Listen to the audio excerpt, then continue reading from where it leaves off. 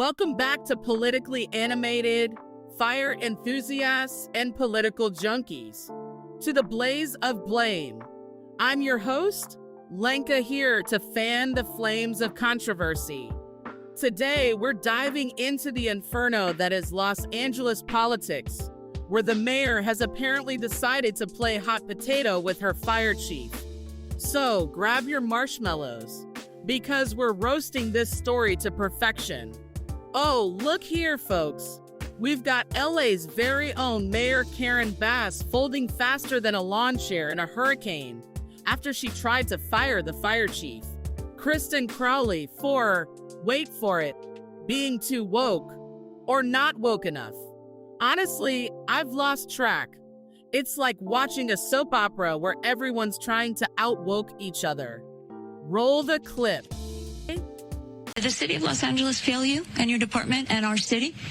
It's my job to stand up as a chief and exactly say, justifiably, what the fire department needs to operate to meet the demands of the community. Did they fail you? That is our job, and I tell you, that's why I'm here. So let's get us what we need so our firefighters can do their jobs. Did they fail you?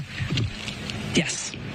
Was your budget for the fiscal year 2024-2025 cut?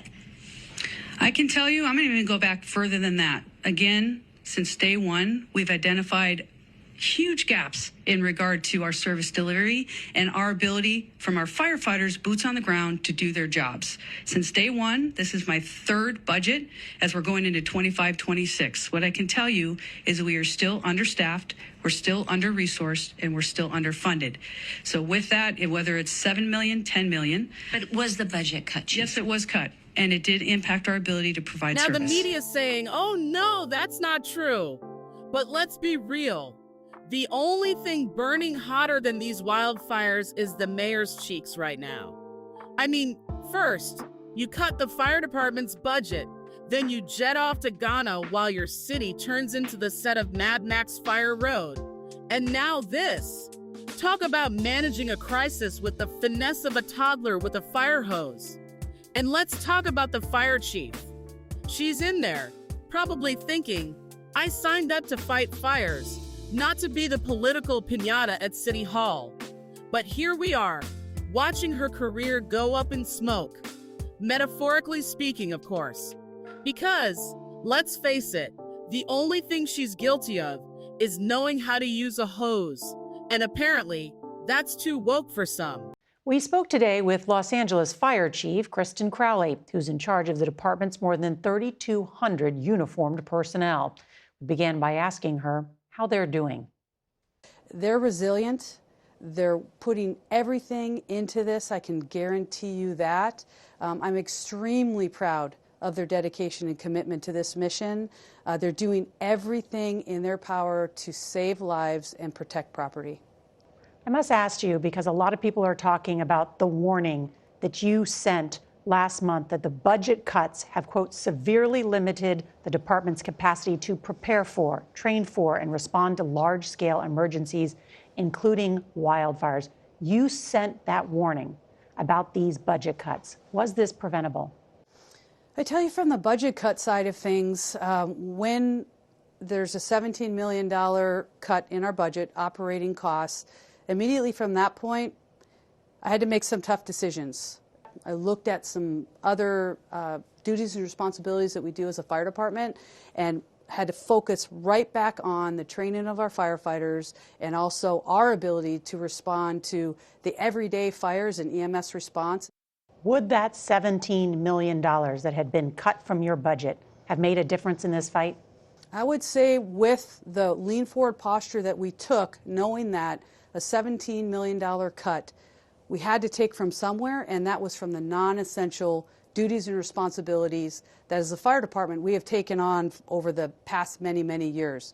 But with all due respect, in December you had warned that the budget cuts would severely limit your ability to respond to large-scale emergencies. Is that true or not? Yes, so I would say yes, we were limited to a certain factor, yes.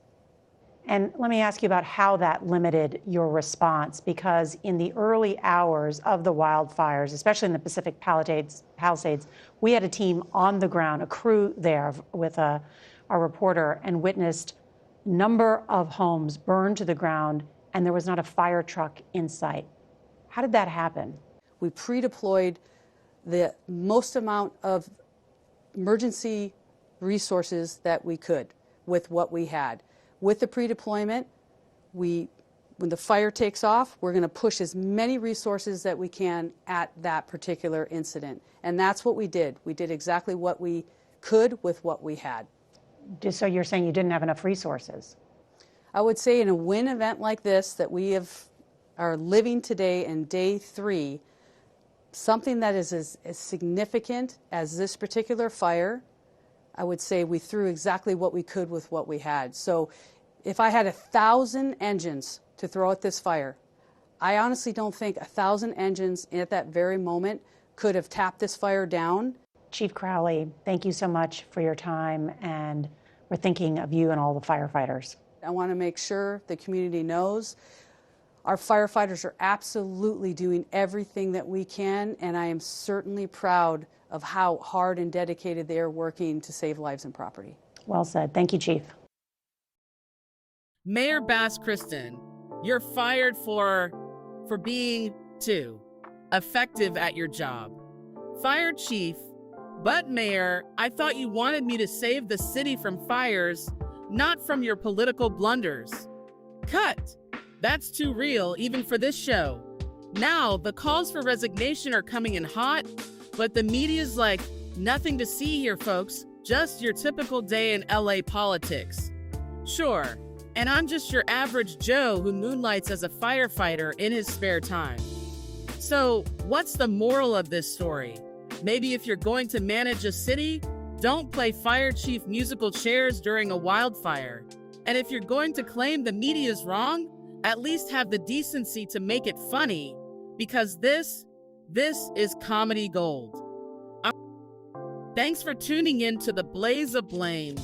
Remember, in LA, the only thing that burns brighter than a wildfire is the political scandal. Keep those comments coming. And don't forget to like, subscribe, and maybe vote for someone who knows how to use a fire extinguisher next election. Until next time, stay cool and don't let your city burn down.